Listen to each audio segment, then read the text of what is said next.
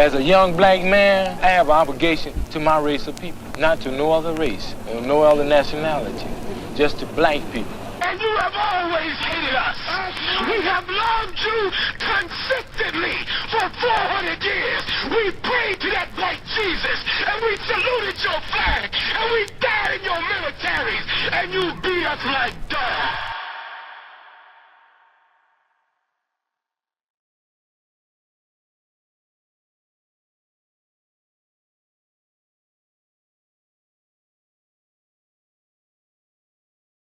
Millie and Christine were born into slavery in Columbus County, North Carolina on July 11, 1851. Daughters of Jacob and Monimia McCoy, slaves owned by local farmer Jabez McKay. The McKay farm was near the town of Whiteville. Prior to the sisters' birth, their mother had borne 7 other children, 5 boys and 2 girls, all of ordinary size and form. The twins were conjoined at the lower spine and stood at an approximate 90-degree angle to each other. Born at a combined weight of 17 pounds, each sister had 2 arms and 2 legs of their own. Nevertheless, they referred to themselves as a singular person, Millie Christine, as did close members of their family. McKay, who was concerned whether the twin sisters would be productive and frustrated when visitors flooded his farm to view their unusual anatomy, eventually sold Millie and Christine for $1,000 to a showman interested in exhibiting them. Millie and Christine ended up in the possession of Joseph Pearson Smith, who hired them out to various road shows. As toddlers, they were clumsy and fell down quite frequently. They eventually developed a sideways walk that turned into a crowd-pleasing dance style. They were first exhibited at North Carolina's first state fair, held in 1853. They were constantly being called freaks of nature. The twins were kidnapped and taken to England by one of the men responsible for exhibiting them. Millie and Christine were handled by several managers before being reclaimed by Smith in Britain in 1857. Smith, with their mother, sued to regain custody. He won this suit and the twins returned to North Carolina. On January 1, 1863, the Emancipation Proclamation ended their slave status and they were no longer anyone's property. Before their emancipation, the girls had been showcased in fairs and freak shows in several U.S. cities and even Montreal, Canada. The twins were provided with an education and could speak 5 different languages, dance, play music, and sing. They were able to master keyboard duets with 1 soprano and 1 alto voice and learn to harmonize. During their time in Britain, they met Queen Victoria. For the rest of the century, the twins enjoyed a successful career as the Two-Headed Nightingale and appeared with P.T. Barnum's famed American Museum in New York City. In 1869, a biography on the twins titled History and Medical Description of the Two-Headed Girl was sold during their public appearances. In a memoir written by the girls at the age of 17, the twins' motto was, "As God decreed, we agreed," and they strove to turn impediments into assets. After 30 years of performing all over the world, Millie and Christine retired to the plantation they were born at after inheriting it from their father, who had purchased the property sometime earlier from Jabez McKay. Millie and Christine continued to be active in charity work for black schools and churches in the American South. On October 8, 1912, Millie and Christine died at the age of 61 of tuberculosis. Christine died 12 hours after her sister. They were buried in unmarked graves, but in 1969, they were moved to a cemetery in Whiteville. An undated and unsigned biography of the sisters was written around 1905. It includes events from their childhood, their kidnapping and movement to England, and finally their return to the United States and a bit of their life afterwards. At the end of the work, the girls answer the question as to whether they are one person or two, saying, "Although we speak of ourselves in the plural, we feel as but one person. In fact, as such we have ever been regarded, although we bear the names Millie and Christine." This is the story of Millie and Christine McCoy.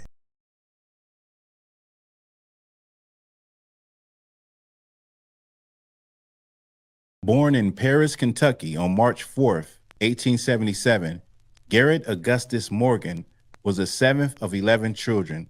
His mother, Elizabeth Reed, was of Indian and African descent and the daughter of a Baptist minister. His father, Sidney, a former enslaved man freed in 1863, was the son of John Hunt Morgan. Morgan spent most of his teenage years working as a handyman for a Cincinnati landowner. Like many African-American children growing up at the turn of the century, he had to quit school at a young age to work full-time. Morgan hired a tutor and continued his studies while working in Cincinnati. In 1895, he moved to Cleveland, where he began repairing sewing machines for a clothing manufacturer. This experience sparked Morgan's interest in how things worked, and he built a reputation for fixing them. His first invention, made during this period, was a belt fastener for sewing machines. Morgan also invented a zigzag attachment for sewing machines. In 1907, Morgan opened a sewing machine shop. 1 year later, more conscious of his heritage, he helped start the Cleveland Association of Colored Men in 1908. 1 year later after that, he and his wife Mary Ann opened Morgan's Cut Rate Ladies Clothing Store. The shop made coats, suits, dresses, and other clothing, and ultimately had 32 employees. He received his first patent in 1912. In 1913, he incorporated hair care products into his growing list of patents and launched the G.A. Morgan Hair Refining Company, which sold hair care products, including his patented hair straightening cream, hair coloring, and a hair straightening comb invented by Morgan. He received a patent for his smoke hood design in 1914, also known as a breathing device. That same year, he launched the National Safety Device Company. Morgan worked hard to market the device, especially to fire departments, often personally demonstrating its reliability in fires. Morgan's breathing device became the prototype and precursor for the gas mask used during World War I, protecting soldiers from toxic gas used in warfare. The invention earned him the first prize at the Second International Exposition of Safety and Sanitation in New York City. A tragic accident in 1916 proved to be another opportunity for Morgan. That year, the city of Cleveland was drilling a new tunnel under Lake Erie for a freshwater supply. Workers hit a pocket of natural gas, which resulted in a huge explosion and trapped workers underground amid suffocating noxious fumes and dust. When Morgan heard about the explosion, he and his brother put on breathing devices and made their way into the tunnel as quickly as possible.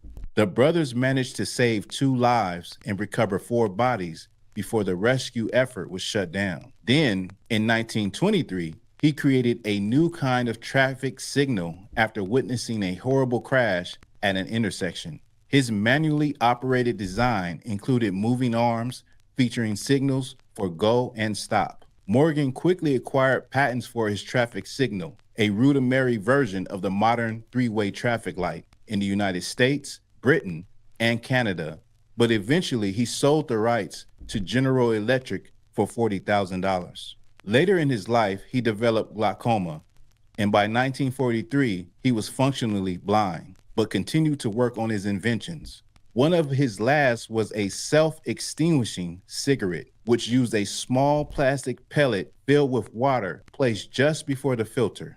Just before his death, Morgan was honored by the United States government for his traffic signal invention.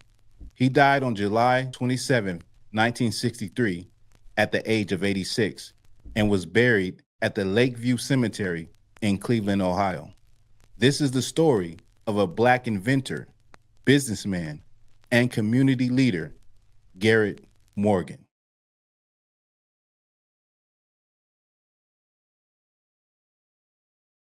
The now defunct financial service firm Lehman Brothers acknowledged that its founding partners owned not one, but several enslaved Negroes during the Civil War era, and that in all likelihood, it profited significantly from slavery. Aetna Incorporated, the United States' largest health insurer, apologized for selling policies in the 1850s that reimbursed slave owners for financial losses when the enslaved Negroes they owned died. Between 1831 and 1865, the 2 predecessors of J.P. Morgan, Chase Citizens Bank and Canal Bank in Louisiana, accepted approximately 13,000 enslaved individuals as collateral on loans and took ownership of roughly 1,050 of them when the plantation owners defaulted on the loans. New York Life Insurance Company is the largest mutual life insurance company in the United States. They also took part in slavery by selling insurance policies on enslaved Negroes ranging from $375 to $600. A 1906 history of New York life says that 339 of the company's first 1,000 policies were written on the lives of slaves. Wachovia Corporation, now owned by Wells Fargo, has apologized for its ties to slavery after disclosing that 2 of its historical predecessors owned enslaved Negroes and accepted them as payment. N&M Rothschilds and Sons Bank in London was linked to slavery. It has been revealed that Nathan Mayer Rothschild, the banking family's 19th century patriarch, made personal gains by using enslaved Negroes as collateral in dealings with slave owners. The Mobile and Garrod Company, which is now part of Norfolk Southern, would rent Negroes from slaveholders on 1-year contracts for $180 apiece, the equivalent of $3,379 today. According to the records, USA Today has found that their own parent company, E.W. Scripps and Gannett, had links to the slave trade. Fleet Boston evolved from an earlier financial institution, Providence Bank, founded by John Brown, who was a slave trader and owned ships used to transport enslaved Negroes. CSX used slave labor to construct portions of some U.S. rail lines under the political and legal system that was in place for over a century. Individual enslaved Negroes cost up to $200 today, the equivalent of $3,800 today, to rent for a season, and CSX took full advantage. The Canadian National Railway Companies, headquartered in Montreal, Quebec, serve Canada and also the Midwestern and Southern United States. The company also had a history in which it benefited from slavery. The Mobile in Ohio, now part of Canadian National, valued their slaves lost to the war in emancipation at $199,691 on record. The amount is currently worth $2.2 million. Brown Brothers Harriman is a Wall Street bank that owned hundreds of slaves and lent millions to Southern plantation owners, merchants, and cotton traders. Brooks Brothers, the high-end suit retailer, got its start by selling slave clothing to various slave traders back in the 1800s. Barclays, the British multinational banking and financial services company headquartered in London, has now admitted that companies they bought over the years may have been involved in the slave trade. AIG bought American General Financial, which owns U.S. Life Insurance Company. U.S. Life Insurance Company used to insure lives of slaves. Brown University was named for the Brown brothers, who gave money to the university. The 2 were slave traders. One ran a factory that used slave-grown cotton, and a university hall was built in part by slave labor. Harvard Law School was endowed with money from Isaac Royale, a slave owner and sugarcane grower from the British colony of Antigua. Princeton raised money and recruited students from rich slave-owning families in the South and the Caribbean. Princeton was not alone in hitting up slave owners and traders for money and students. So did Harvard, Yale, Penn, Columbia, Rutgers, Brown, Dartmouth, and the University of Delaware. By the mid-1700s, most of Princeton's students were the sons of slave owners, and many Columbia students were sons of slave traders. Tiffany & Co. was founded with their profits from a cotton mill in Connecticut that processed slave-grown cotton. Yale University first endowed scholarships, professorship, and library came from money from slave trading. In conclusion, without a doubt, it can be said that every business has prospered and benefited from slavery in America, whether directly or indirectly. America benefited from capitalism, and capitalism has its roots deeply entrenched in the sale and possession of human beings.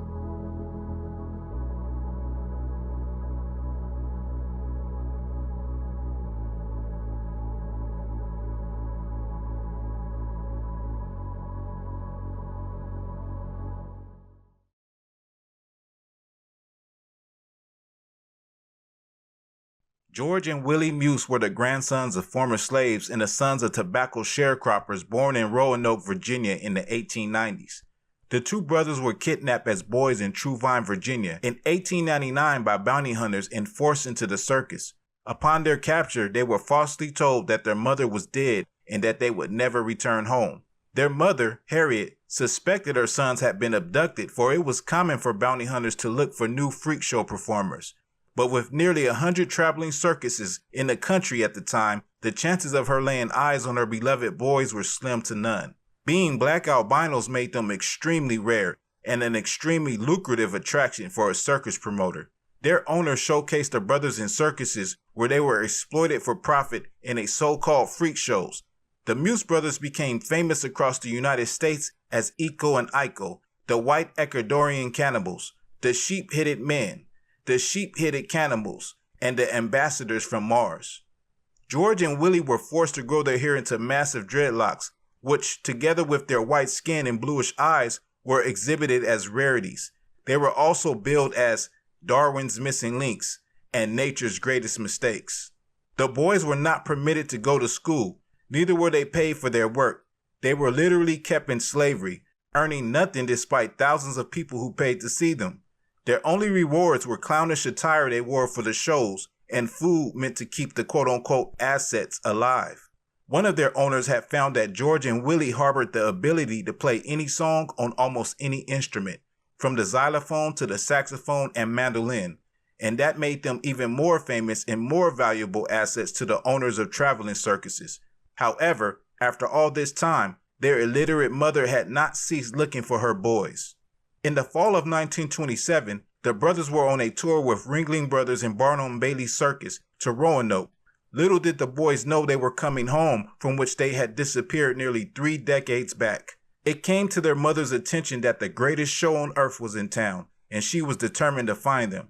It was a tough decision to confront the Ringling Brothers, who were powerful millionaires who also had the attention of the heavyweight politicians and law enforcement agencies. Harriet spotted her sons and went and had a seat in the back, and as the brothers started to perform, she started to walk up. George spots her first and stops playing. He elbows his brother. "There's our dear old mother," George says. "Look, Willie, she's not dead." The crowd looks confused as they rush from the stage, folding into her arms and hugging her. A verbal battle ensues between Harriet, the circus manager, the lawyers, and the police. She refuses to leave without her sons, saying, "They are my children," and she convinces the police to let them leave with her at a time when police were headed by the Ku Klux Klan. Later, Harriet successfully sued Ringling Brothers for the mistreatment of her sons, winning a large settlement consisting of back pay and fair pay for her sons. The two brothers later chose to go back to work for the circus as paid employees. From Buckingham Palace to the islands of Hawaii, they perform alongside sword swallowers and giants in some of the Munchkins later cast in The Wizard of Oz. By the 1920s, they were headline sideshow acts and star freaks, featured prominently in opening day dispatches written from Madison Square Garden for the New York Times. Willie died at the age of 108 in 2001, while George, older by 3 years, died in 1972. This is the story of the Muse brothers.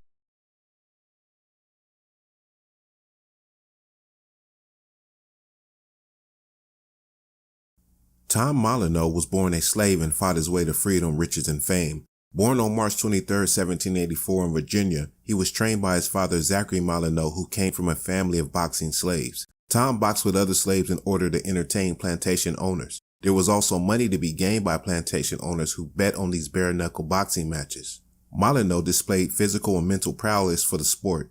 It is said that he was given his freedom and $500 by winning a match in which his master bet and won $100,000, the equivalent to about $4.5 million today. Molyneux was touted as an American boxing champion. With his freedom and earnings, Molyneux moved to New York, where he engaged in a number of successful prize fights. He soon found out that he could make more money fighting in England, but he really wanted to challenge Tom Cribb, a British boxer, for the title world champion.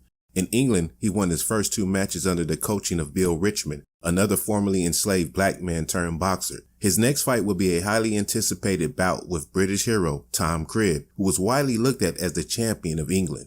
On December 3, 1810, they fought for the English title. Many bet that Cribb would win in the first 10 rounds, but Molyneux proved a powerful and intelligent fighter, and the two battered each other heavily. There was a disturbance in the 19th round as Molyneux and Cribb were locked in a wrestler's hold, which was legal under the rules of that time, so that neither could hit the other or escape. During the time, the ring was invaded by a racist crowd who injured Molyneux's hand. After the skirmish, Molyneux decided to finish the fight with a broken hand. Around the 34th round, Molyneux conceded due to exhaustion and Cribb won the fight. According to boxing writers who covered the fight, including a legendary scribe Pierce Egan, Molyneux was done out of it by foul means. Egan wrote, "It was the most dreadful affront to British sportsmanship ever witnessed." They would have a rematch in which Molyneux lost to a knockout in the 11th round. He was known to drink and party heavily and was not in great shape, as was his opponent Cribb, who had trained for the rematch. The two fights with Cribb made him renowned and a celebrity in England. Molyneux fought a few more fights, and after serving time in debtor's prison, he moved to Ireland. There he engaged in numerous exhibitions and taught locals how to fight with their hands. Sadly, he soon fell into decay after catching tuberculosis. He was said to have looked like a walking skeleton. Molyneux died destitute and penniless in the band room of the 77th Regiment in Galway, Ireland on August 4, 1818, at the very young age of 34. The cause of his death was liver failure.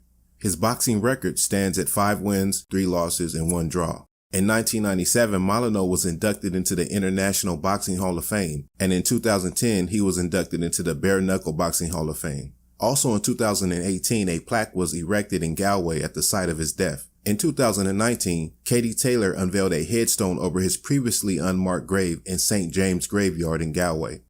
From slavery to arguably the first American boxing champion and the first American international heavyweight, this is the story of Tom Molyneux.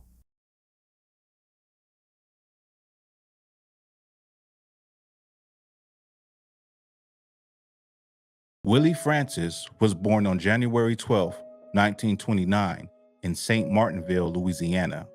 He was the youngest of 13 siblings. He worked for many people in the parish. He never got in any trouble and stayed around the house close to his parents doing housework. In his free time, he would sit with an elderly man for hours and keep him company. He also would make little pin toys for the younger children of the neighborhood. In 1944, Andrew Thomas, a pharmacist in St. Martinville, Louisiana, whom Willie had once worked for, was shot and killed. He was the brother of the chief of police and the chief administrator of the parish government. His murder was unsolved for 9 months. Witnesses put 2 men in a vehicle at the scene. However, in August 1945, Willie Francis was arrested in Texas because he was a suspect in an unrelated crime, allegedly. Police said that he was carrying Thomas's wallet in his pocket, but no evidence was given during the trial. Even though he wrote 2 confessions, Francis said he was not guilty. Willie had never been in trouble in his life. During his trial, the court-chosen defense had no objections. They called no witnesses and put up no defense. The defense did not question Francis's confession, although he had no counsel at the time. 2 days after the trial began, Francis was quickly convicted of murder. He was sentenced to death by 12 jurors and the judge, even though Francis was just 15 years old at the time of the crime. On May 3rd, 1946, Willie knew he'd be scared, and he didn't want his legs to fail him on his walk and embarrass his family. So he practiced walking back and forth in the hall to the execution room. On the day of the execution, 17-year-old Willie walked to the electric chair named Gruesome Gertie. He is strapped in, and the parish priest gives him a last blessing. The sheriff asks him, does he have any last words? Willie opens his mouth, but he is so scared that no words come out. He finally just shakes his head and says, no. A black hood is put over his head. The executioner and a sarcastic voice says, "Goodbye, Willie."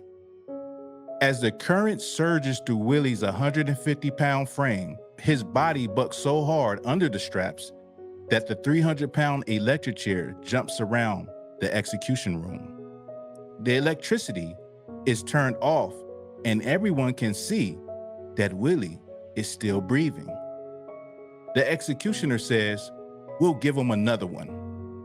Willie's body puffs up against the straps again as the electricity surges through his body. After the current has run longer than the first time, Willie screams, "Take it off! Take it off! I can't breathe!" The executioner yells back, "You're not supposed to breathe." Then Willie screams, "I am not dying." No one could believe what they were seeing.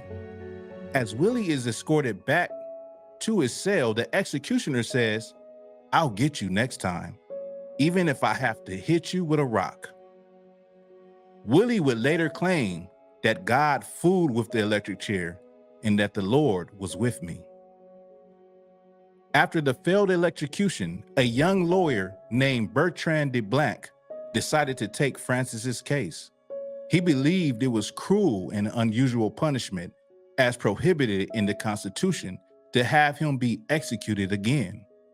De Blanc took Francis's case to the Supreme Court in Francis versus Westweber.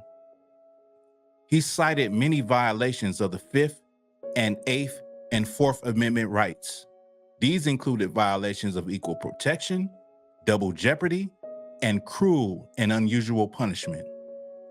The U.S. Supreme Court rejected the appeal, but commented that a federal court in Louisiana could grant such a petition as habeas corpus. De Blanc rushed back to Louisiana to tell Willie the news, and that he was going to refile in the federal court of Louisiana.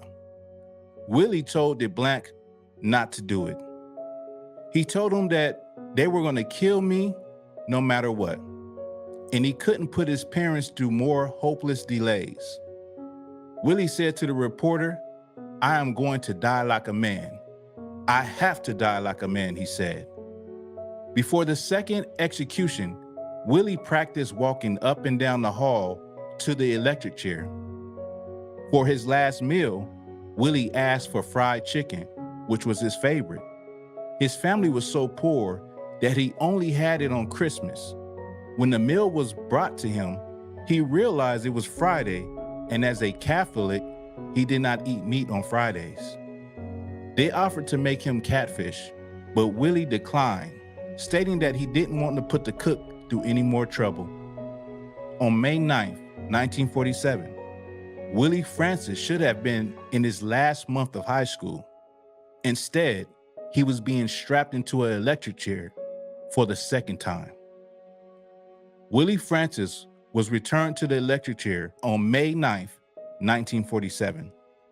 He was pronounced dead in the chair at 12:10 p.m. Willie is quoted as saying, "I reckon dying is black. Some folks say it's gold. Some say it's white as hominy grits. I've been mighty close. I reckon it's black." This is the story of Willie Francis.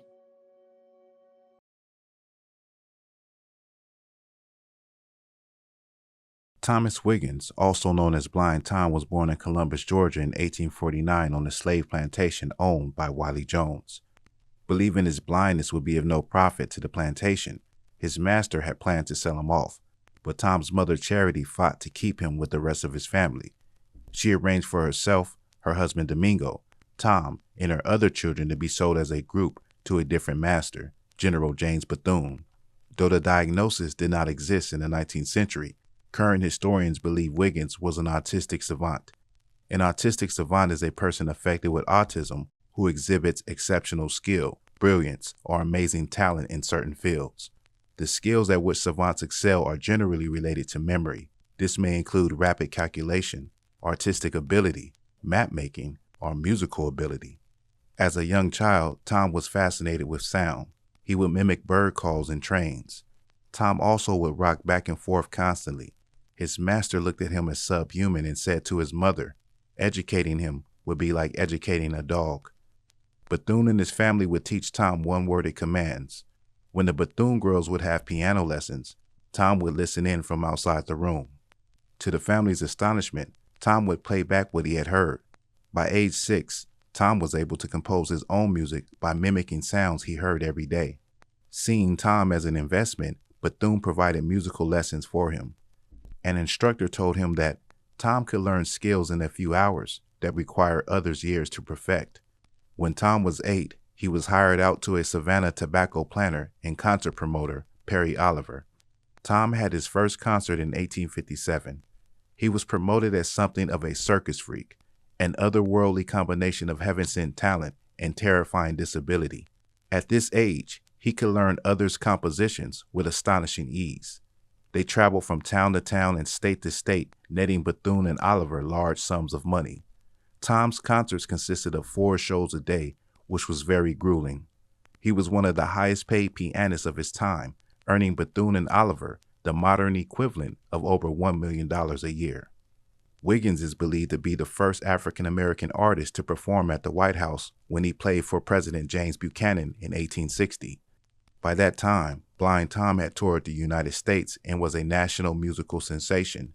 Those at the White House command performance in the Executive Mansion were amazed that such moving and masterful music flowed from someone who suffered apparent mental deficiencies, as well as blindness, and also was a Negro, in an era when even many abolitionist whites presumed all blacks to be an inherently inferior race.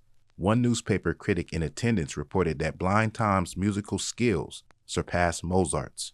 Tom played original compositions drawn from his detailed observations of nature and pieces by other composers. Though he appeared happy while being absorbed in his piano playing, Wiggins' apparent joy hid the misery he experienced off the stage. He was isolated from other people when he wasn't performing in front of an audience. This mistreatment caused him to develop anxiety and depression. In concerts, audience members would call out the names of any musical piece and Tom would play it perfectly on the spot. Theater patrons would even approach the stage for a duel. They would play a composition on Tom's piano that they created, and Tom would play it back perfectly. One evening, an audience member sat at Tom's piano on stage and began to play. His chosen composition was intricate and involved him moving his hand apart down the length of the piano. When he reached the end, the player threw his head down and struck a key with his nose. As Tom resumed his position to play back what he had heard, the audience members sat in suspense. Tom played up to the note that was struck 2 or 3 times, obviously confused. But in the final play, with Tom's hand stretched to the ends of the piano, Tom dropped his head and hit the correct key with his nose. A witness reported that he thought that the roof of the building would collapse due to the roar of the audience's response to Tom having called the trick. In another performance, Tom played one song with his left hand and another with his right hand and sang a song at the same time, all in different pitches. He was known to jump up from his bench after his performances and lead the audience in their applause, applauding himself. At the height of Tom's career, his repertoire of performance music was said to consist of 7,000 compositions, including many of his own. Even during the Civil War, Wiggins continued to perform. During this period, the 14-year-old Wiggins composed The Battle of Manassas, his best-known piece. Tom had heard first-hand accounts from Confederate soldiers and Bethune's sons about the war, which inspired him to create the composition. They took Tom to Savannah, Georgia to perform, raising $5,000 in donations for the Confederate cause. General Bethune convinced Tom's parents to sign a 5-year agreement giving him legal guardianship of Tom in case of a Confederate defeat. In 1870, the guardianship contract ended and Tom was 21 years old. However, General Bethune then requested that the courts declare Tom legally insane to continue the guardianship, and the courts complied. Tom's fame grew immensely as he played sonatas by Beethoven, works by Liszt, and his original compositions in standing room only theaters and concert halls. Time between tours was spent at Bethune's new home in Warrenton, Virginia, or apartments in New York City, where Tom took lessons. Mark Twain became so fascinated with Blind Tom's story that he once attended concerts 3 nights in a row, later writing a vivid account. By 1879, Tom's concerts and sales of his sheet music were making a fortune annually, but Tom and his family received no compensation. The Bethunes received 90% of his earnings. After the Civil War, Bethune's son, John, took over the management of Tom, and he used Wiggins' considerable income to support his extravagant lifestyle. John Bethune and Tom continued to tour, crisscrossing the United States and Europe. In 1882, John married his landlady, Eliza Stutbach. Shortly after their marriage, John left with Tom on an extended tour of the United States, leaving Eliza behind. When Bethune returned home 8 months later, his wife filed for divorce. The couple split up, but a bitter legal squabble ensued, with Eliza hounding John for financial support. The courts ruled in John's favor. John Bethune would later die in a railway accident in 1884, and Tom was returned to General Bethune, who at the time was living in Virginia. Eliza sued General Bethune for custody, with Tom's mother Charity, who was convinced to join the suit, believing she would live with her son. After a long custody battle in several courts, in August 1887, Tom was awarded to Eliza, along with monetary rewards for Tom's creative talents. Eliza married her lawyer in the suit, Abrick Lurch, and Wiggins' earnings were used to purchase a country home in New Jersey's Navesink Highlands in Monmouth County, where Tom would live part-time, and the rest spent in a tenement building in New York City's Greenwich Village. Eliza and her new husband added more dates to Tom's busy schedule for a life of constant travel and performances. After her divorce from Lurch, Eliza moved to a house in Hoboken, New Jersey in 1903, which she had purchased with Wiggins' earnings. Tom's final years were spent in his room at this New Jersey home. Charity Wiggins resented that she could not be near her son because he had been taken away from her due to these legal battles. She is quoted in an article having said, "They won't let Thomas come see me, and I am not allowed to see him." She always referred to him as Thomas.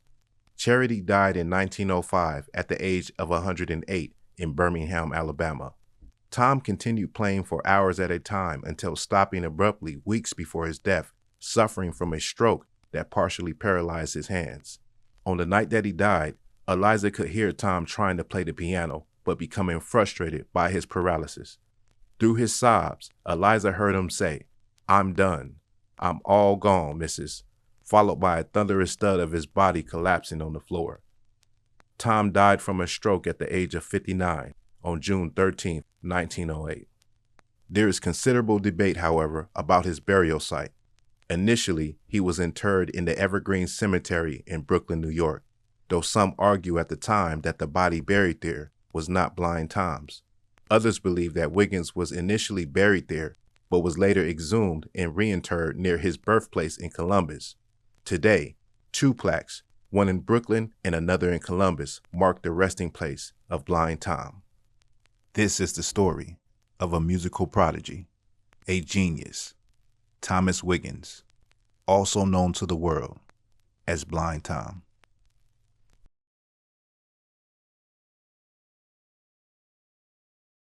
When you think of a drive-by shooting, an image of mobsters with Tommy guns or of a black man hanging out of a car window might pop in your head. Actually, one of the first, if not the first drive-by to ever happen in history was in East St. Louis, Illinois in 1917, in what is known as the East St. Louis Massacre. During the early 1900s, many black people migrated out of the South looking for a better life. The opportunity was provided by companies who recruited blacks with promises of employment and stability. Due to World War I, many industrial workers left to join the military, in turn creating a need for more workers. The need for labor also increased because companies went from manufacturing goods to manufacturing military supplies. Some blacks thrived and were able to move up the economic and political ladder in East St. Louis, while others made ends meet however they could. Over a course of 2 years, the black population grew. Estimates range from 10,000 to 12,000 blacks had left the South for East St. Louis. Local whites were displeased to say the least because the influx of black people threatened to take their jobs. Union members went on strike expressing their complaints about all the hundreds of newly hired black migrants. Racial tensions flared and a small uprising was put down by the National Guard. Months later, after a city council meeting, angry whites attacked any black person they could find. Accounts are unclear, but rumors spread of either a black man killing or attempting to rob a white man. When word got around, angry white mobs went and beat any black person they could find, pulling them from streetcars and trolleys. A Ford Model T full of white men did a drive-by shooting at black homes and churches. Armed blacks gathered together to protect themselves and shot into the next Ford Model T, killing 2 men who actually turned out to be police officers investigating the previous drive-by shooting. The next day, whites started beating blacks with guns, rocks, and pipes. They set fire to homes and shot and hanged residents as they fled their burning homes. It was a complete massacre. Many blacks in the town were unaware what was going on. Blacks were shot to death, mutilated, and thrown in the Mississippi River. It was like scenes from a Hollywood horror film. Children being thrown back into flaming houses. People being boarded up in their houses before they were set afire so that they could not escape. Hundreds of blacks fled across the Eaz Bridge over the Mississippi River to St. Louis to escape the violence. Many swimming across while bullets whizzed past their heads. Those who could not swim drowned in the Mississippi. Others sought refuge in city buildings. Small grassroots groups of black men fought back in different sections of the city. What happened, they were pinned down in different buildings and houses on Exchange Avenue. And he said to flush the men out because they couldn't get the better of them at times in certain locations while they were fighting. So he said they went to snatching people's children and little children and throwing them up into the air, shooting them. But many could not fight back. Although the police and National Guard were there, many witnesses expressed the view that the police did not care and encouraged the barbaric violence. Nothing was done to disperse the angry mobs. The riots raged for nearly a week, leaving 9 whites and, according to some accounts, between 39 and 45 black people dead. Many felt the number of black deaths reported wasn't accurate, being that a lot of recovered bodies went to independent undertakers. Many were burned to death. It looked like that creek was just running blood. It was just that bloody. And for them to say 45 blacks were killed, that's an understatement. It was much more than that. The number was greater than that.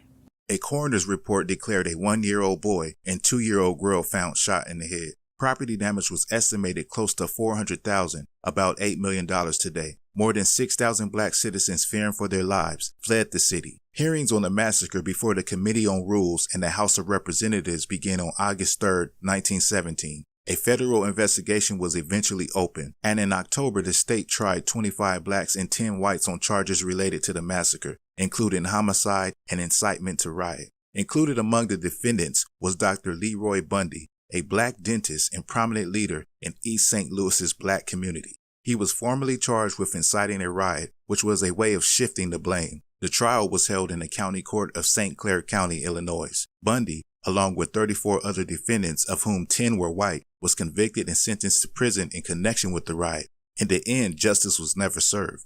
Narcissus Gurley, age 70, was afraid to leave her burning house in East St. Louis until the burning walls collapsed. Her arms bear the burns of that horrible day. Malola McGee's arms had to be amputated because she had been shot. Marcus Garvey had this to say of that horrible day. Millions of our people in slavery gave their lives that America might live. From the labors of these people, the country grew in power until her wealth today is computed above any 2 nations. With all the service that the Negro gave, he is still a despised creature in the eyes of white people. For if he were not to them despised, the whites of this country would never allow such outrages as the East St. Louis massacre. This is a massacre that will go down in the history as one of the bloodiest outrages against mankind for which any class of people could be held guilty. This is the story of the East St. Louis massacre.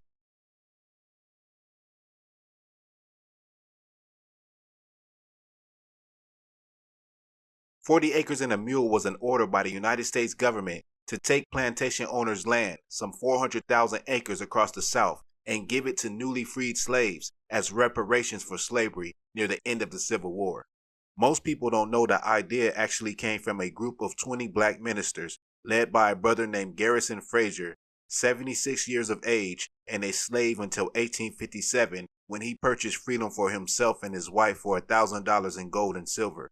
In a meeting with General William T. Sherman, when asked what did he want for his people, he answered, "Land. The way we can best take care of ourselves is to have land and turn it and till it by our own labor, and we can soon maintain ourselves and have something to spare." And when asked next where the freed slaves would rather live, whether scattered among the whites or in colonies by themselves, without missing a beat, Frazier replied that, "I would prefer to live by ourselves, for there is a prejudice against us in the South that will take years to get over." Shortly after this, Special Field Order Number 15 was approved by President Lincoln. Special Field Order Number 15, Series 1865, were military orders issued during the American Civil War on January 16, 1865, by General William T. Sherman, commander of the Military Division of the Mississippi of the United States Army. They provided for the confiscation of 400,000 acres of land along the Atlantic coast of South Carolina, Georgia, and Florida, and the dividing of it into parcels of not more than 40 acres on which were to be settled approximately 18,000 former enslaved families and other blacks then living in the area. The effect sent shockwaves throughout the South. The freedmen hastened to take advantage of the order. Baptist minister Ulysses L. Houston, one of the group that had met with Sherman, led 1,000 blacks to Skidaway Island, Georgia, where they established a self-government community with Houston as the black governor. And by June, 40,000 freedmen had been settled on 400,000 acres of quote-unquote Sherman land. By the way, Sherman later ordered that the Army could lend the new settlers mules, hence the phrase 40 acres and a mule. So what happened to the United States government's promise? The orders had little concrete effect. President Andrew Johnson, Lincoln's successor and a sympathizer with the South, issued a proclamation that returned the lands to the Southern owners that took a loyalty oath. Before the lands were returned, Congress was able to provide legislation to assist some families in keeping their lands. On March 4, 2011, in Savannah's own Madison Square, located at the intersection of Bull Street and Harris Street, the Historical Society unveiled a new marker commemorating the famous meeting between 20 African American ministers from Savannah and General William T. Sherman. The subject of this meeting? The famous 40 acres and a mule that were promised to the former slaves as a way for them to gain an economic footing after centuries of forced slave labor without pay. This is 40 acres and a mule.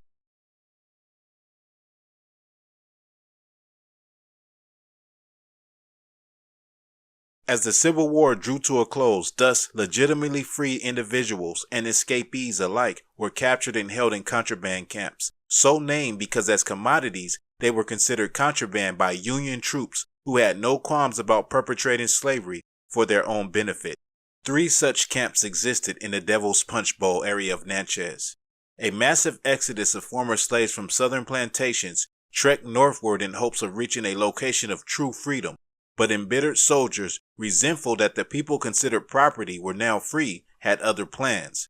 Researcher Paula Westbrook, who has extensively studied Devil's Punch Bowl, noted, when the slaves were released from the plantations during the occupation, they overran Natchez, and the population went from about 10,000 to 120,000 overnight. Unable to grapple with an instant population swell, the city turned to Union troops still lingering after the war to devise a merciless, impenitent solution. So they decided to build an encampment for them at Devil's Punch Bowl, which they walled off and wouldn't let them out. Former director of Natchez City Cemetery, Don Estes, explained, Devil's Punch Bowl is so named for a cavernous bowl-shaped gulch walled off by treetop cliffs. It was the perfect place in the heart of nature for the army to enslave people and carry out their regime of torture. The men were forced to undergo heavy labor throughout the day while the women and children were simply locked up behind the walls. Every slave man, woman, and child was starved and kept in the worst of hygiene conditions. The slaves died of torture by starvation and exhaustion. After the slaves were dead, the soldiers kept their bodies to rot inside the camps.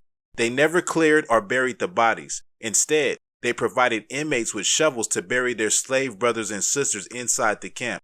They were told to bury them where they dropped. Such conditions, along with the camp's location and climate of the region, contributed to the outbreak of several diseases that infected and killed the slaves. One of the major diseases contributing to the fatality was smallpox. Estes said of the concentration camp prisoners, they were begging to get out. Turn me loose and I'll go home back to the plantation, anywhere but there. Locals say human skeletons occasionally wash free from the location in times of heavy rains and flooding.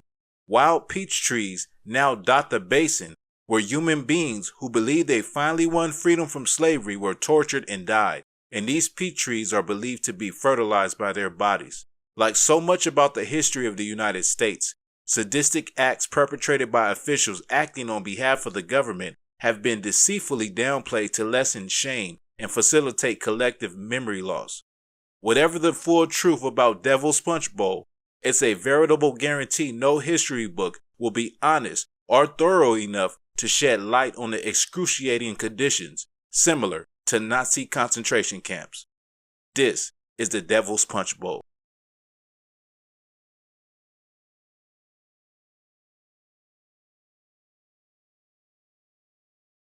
The youngest person in the United States ever put to death by the electric chair was an African-American 14-year-old boy named George Stinney Jr. George Stinney Jr. lived in the mill town of Alkaloo in South Carolina, where whites and blacks were separated by railroad tracks. Stinney's family lived in company housing until they were forced to move after his father, George Sr., was fired from the local lumber mill when his son was accused of bludgeoning 2 white girls to death. According to court documents on March 24, 1944, Betty June Binnicker, age 11, and Mary Emma Thames, age 7, were riding their bicycles in the black part of Alkaloo looking for flowers. When they saw Stinney and his younger sister outside on their property, they stopped and asked if they knew where to find maypops, a local term for passion flowers. This was the last time the girls were seen alive. Binnicker and Thames, who were white, never made it home that day. Their disappearance prompted hundreds of Alkaloo residents, including Stinney's father, to come together and search for the missing girls. It wasn't until the next morning when their bodies were discovered in a water-filled ditch with their skulls smashed in. At 2:30 p.m. that day, the town medical examiner performed an autopsy on both girls and determined their causes of death to be blunt force trauma. He concluded that Binnicker and Thames had been struck multiple times in the head with an object with a quote-unquote small round head about the size of a hammer. When Clarendon County law enforcement officers learned from a witness that Binnicker and Thames were last seen talking to Stinney, they went to his home. George Stinney and his older brother Johnny were arrested on suspicion of murdering the girls. Johnny was released by police, but George was held and interrogated for hours in a locked room with no witnesses or attorney. He was not allowed to see his parents until after his trial and conviction. According to police accounts, Stinney confessed to murdering Binnicker and Thames. A month after the murders, Stinney's trial began at a Clarendon County courtroom, where a white court-appointed defense attorney, Charles Plowden, did little to defend his client. The jury took 10 minutes to deliberate, after which they returned with a guilty verdict. The most significant piece of evidence presented against Stinney was his alleged confession, but there was no written record of the teen admitting to the murders. On June 16, 1944, Stinney walked into the execution chamber at the South Carolina State Penitentiary in Columbia with a Bible under his arm. He was led to the adult-sized electric chair where he was strapped in. A mask that was too big for him was placed over his face. When officials turned on the switch, 2,400 volts surged through Stinney's body, causing the mask to slip off. His eyes were wide and teary, and saliva was emanating from his mouth for all the witnesses in the room to see. After 2 more jolts of electricity, it was over. Stinney was pronounced dead at 7:30 p.m., 4 minutes after the execution began and 83 days after the murders. George Stinney's first-degree murder conviction was appealed in 2014. His siblings claimed that his confession was coerced and that he had an alibi. He was with his sister at the time of the murders.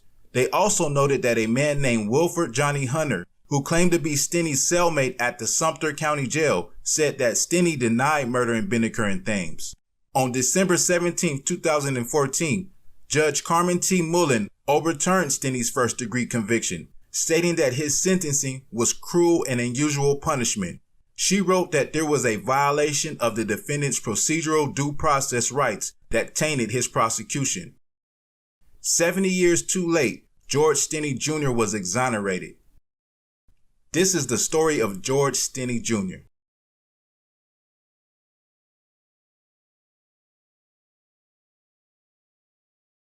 After William McKinley, the 25th President of the United States, was elected in 1896, his administration appointed hundreds of African Americans to postmasterships across the southern United States. Local white folks did not approve and resented any black office holder. They felt black men with more political power were being emboldened to entice white women.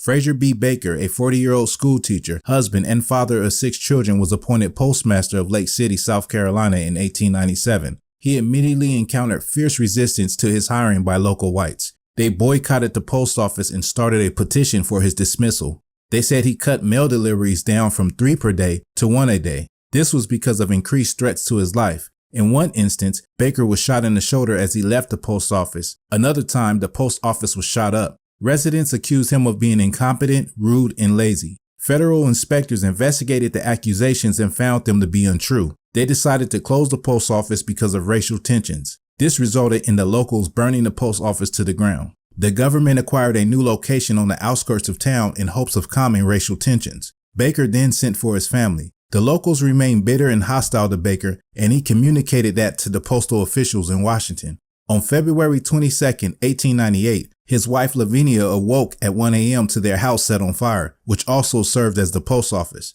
The fire had been set by a lynch mob. Lavinia woke up Baker, and Baker sent his oldest son to go get help, and he attempted to put the fire out. His son was met with gunfire as he opened the door. Baker immediately pulled him back in and cursed at the mob. He then began to pray. As flames intensified, he said to Lavinia, "Might as well die running as standing still." As they gathered the children and prepared to make a run for it, his 2-year-old daughter, Julia, was struck by a bullet, killing her as Lavinia held her in her arms. The same bullet wounded Lavinia in her arm. When Baker realized his youngest daughter was dead, he swung open the door and was met with gunfire, being hit in the head and falling to the ground. Lavinia got the rest of the children and fled the house through the back as her husband and daughter lay dead in the burning house. She escaped to a neighbor's house, meeting up with the rest of her children. 3 of her children were wounded and 2 others were unharmed. Daughters Rosa and Cora were each shot through the arm, and son Lincoln was shot in the arm and in the stomach. Frazier and Julia's remains were burnt beyond recognition. The local white newspaper insensitively reported that they had been cremated in the flames. The black community of South Carolina was outraged. They had meetings and petitioned the federal government to do something. In April 1899, federal prosecutors tried 13 white men for conspiring against Baker. However, an all-white jury failed to convict any of the perpetrators. Lavinia moved to Boston, Massachusetts with her children. The surviving Baker children fell victim later on to a tuberculosis epidemic, with 4 children, William, Sarah, Lincoln, and Cora, all dying from the disease between the years 1908 and 1920. Lavinia's surviving child, Rosa Baker, died in 1942 of a heart attack. Lavinia moved back to South Carolina, where she later died in 1947. In 2019, the Lake City Post Office was renamed to honor Frazier Baker, thanks to congressional legislation first put forward by U.S. Representative James Clyburn. Frazier Baker's great niece, the late Dr. Faustina Baker, had these words to say: "We would be remiss if we didn't recognize that we are coming close to 121 years since the painful event against Frazier and the other members of the family. We, as a family, are glad that the recognition of this painful event finally happened. It's long overdue." This is the story of Postmaster Frazier Baker.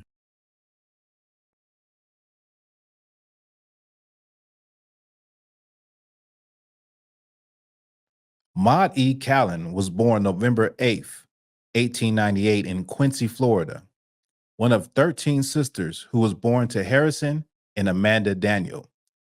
She was orphaned at the age of 6. Her uncle, Dr. William J. Gunn, the first Black physician in Tallahassee, Florida, took her in and raised her. Often, he would allow her to help with his patients. This is where she would get her inspiration to go into the nursing field. She was educated at the St. Michael's and All Angels Perry Ocho schools, studied at the Georgia Infirmary in Savannah, one of the first hospitals to train Black nurses. She received nurse and midwife training, attaining a nursing degree from the Tuskegee Institute. She also attended Florida A&M University. After graduating, she married her husband, William Dewar Cobb Callan. And in 1923, she was offered a position as a temporary medical missionary at a church in Pineville, Berkeley County, South Carolina. She and her husband decided to move there, but Pineville was not like Florida. It was a remote place surrounded by plantations. The residents, many of whom were former slaves, lived in tar shacks lit by oil lamps with no electricity at the edge of Hellhole Swamp, a large, still body of water surrounded by flies and mosquitoes. Hellhole was a place of immense poverty and desolation. The residents could not afford necessities such as food, clothing, and medical care. They had no telephones, cars, trains, or buses. They had to travel by wagon or buggy to the nearest town, which was 10 miles away. The closest hospital was miles away in Moncks Corner, the county seat, but doctors refused to travel to Hellhole Swamp. Callan understood the urgent need of a forgotten people. She then opened a clinic out of her home miles from any hospital. There she cared for the sick, performed yearly checkups, and delivered babies. She then decided to go directly to the residents of Hellhole, which was not easy being that it was hard to get to. It was 400 square miles of thick brush and trees crossed with muddy roads. Once the road ended, she would have to walk the rest of the way, carrying her bag and trekking through branches and brambles to reach the residents. It was said that she drove 36,000 miles a year, making visits to the residents.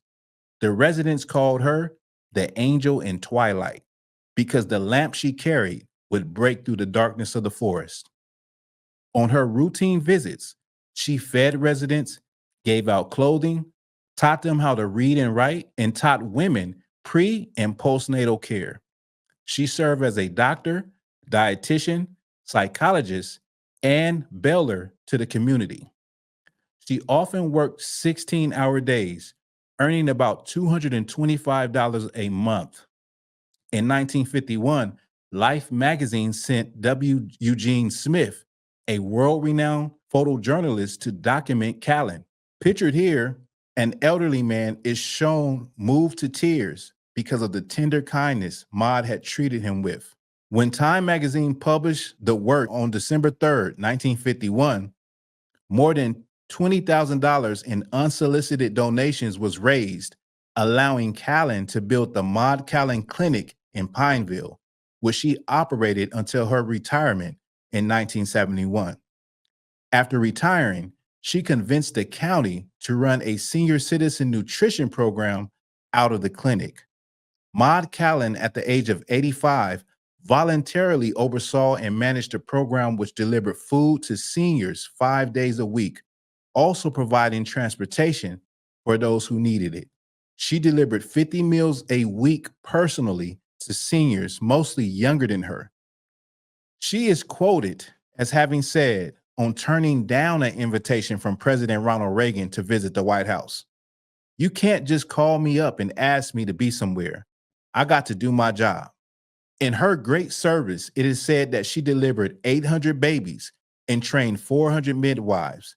She died at her home in Pineville on January 25th, 1990, and was buried in the White Cemetery near St. Stephen. Maud's most famous quote is, "Let me live in my house by the side of the road and be a friend to men." And she was a friend to so many. A great and remarkable mother, a counselor, and a comforter to the hopeless, who dedicated her life to her people, full of compassion, an angel in the twilight. This is the story of Maud Callan.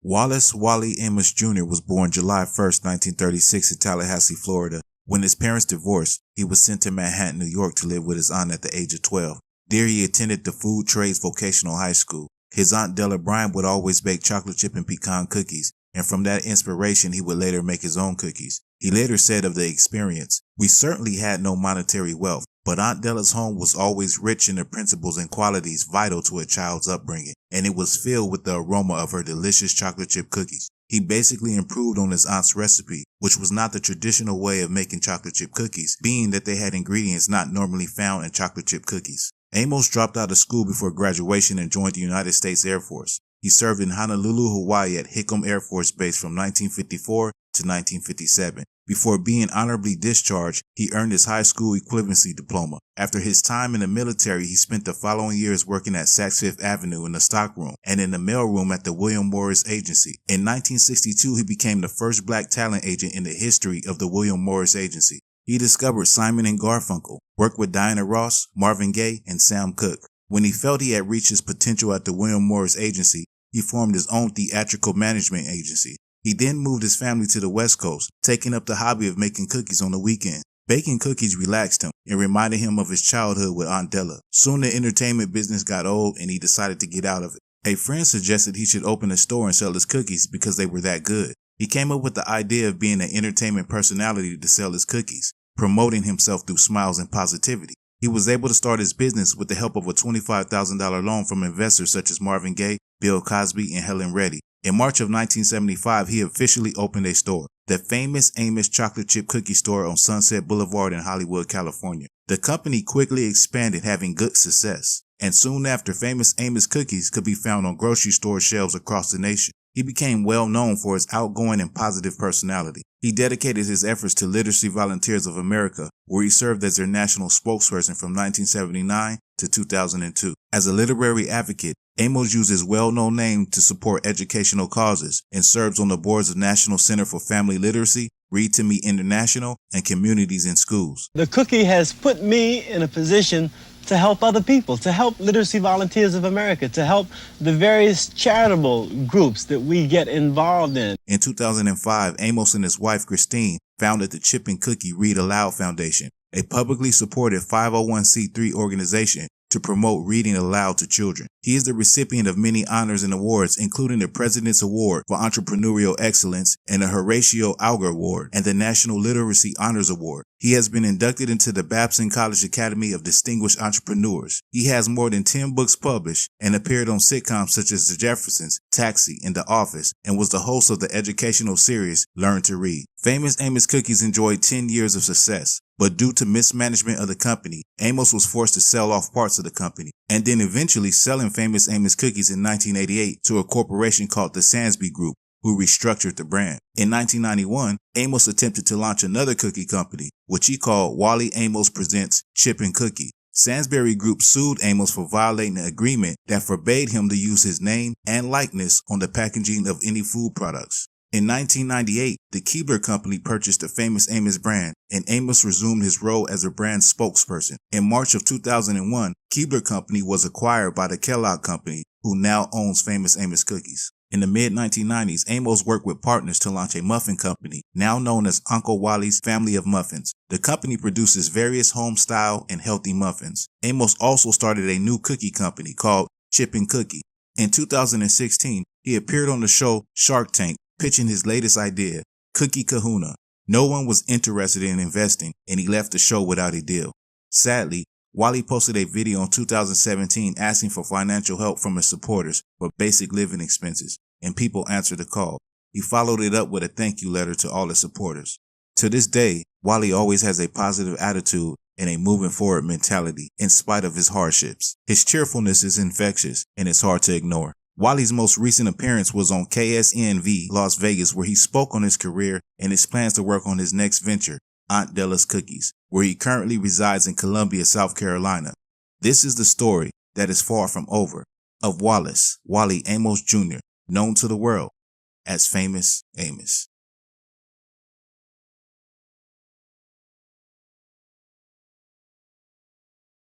Now, those are some pretty good stories. Let me know what you think, or what was your favorite story? Put that down in the comments. And with that, this is Black Authentic Truth. Thank you for watching.